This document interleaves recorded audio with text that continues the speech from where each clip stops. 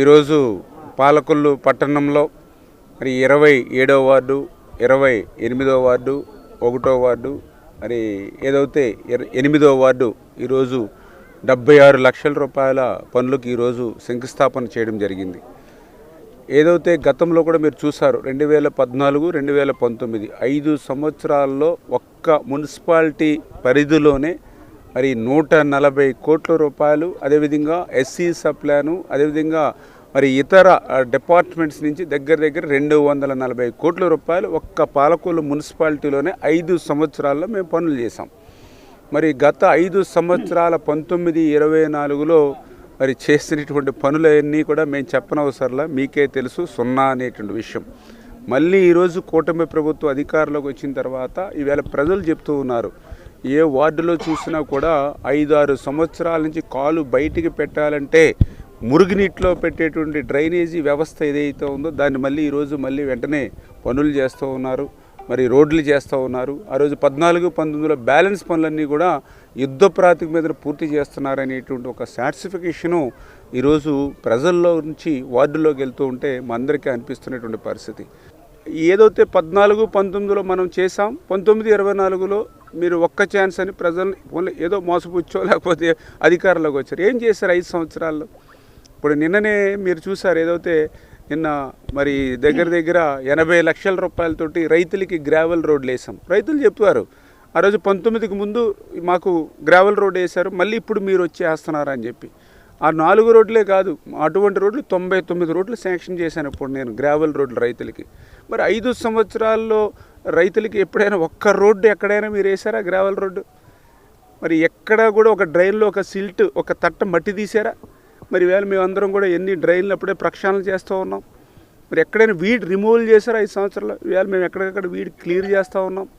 మరి అదేవిధంగా ఇప్పుడు పాలకొల్లో కూడా మీరు చూసారు, ఏదైతే మరి ఓపెన్ ఎయిర్ థియేటర్ 5 సంవత్సరాలు ఏమైనా చేశారా మీరు?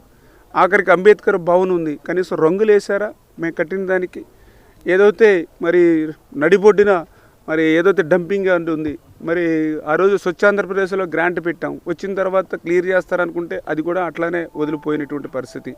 మరి ఏదైతే మేము కష్టపడి నిర్మాణం చేస్తే ఆ బరిల్ గ్రౌండ్ కూడా విధ్వంసం చేసేటువంటి దుస్థితి, కనీసం దాన్ని కూడా మెయింటెనెన్స్ చేయలేనిటువంటి స్థితి. మరి ఆసుపత్రికి నిధులు తెస్తే కనీసం అది పూర్తి చేయలేనిటువంటి దుస్థితి. అంటే ఇట్లా 5 సంవత్సరాల్లో ఏం పనులు చేశారని వేళ మళ్ళీ మీరు వైఎస్ఆర్సీపీ పార్టీ పేరు చెప్పి వేళ పాలకొల్లో తిరగడానికి అర్హత ఏముందని అడుగుతూ ఉన్నాను నేను. రాజకీయాల్లోకి వచ్చింది మనం సేవ చేయడానికి, సంక్షేమం చేయడానికి, అభివృద్ధి చేయడానికి. 5 సంవత్సరాల్లో ఏమీ చేయకుండా మీ అధికారాన్ని మీ స్వార్థం కోసం ఉపయోగించుకున్న వాళ్ళు, దాడుల కోసం విషమ సంస్కృతి, ధ్వంసం సంస్కృతిని నేర్చుకున్నటువంటి మీరు ఈరోజు అర్హులా మీరు అని అడుగుతూ ఉన్నాను ఈవేళ రాజకీయాల్లో ఉండడానికి.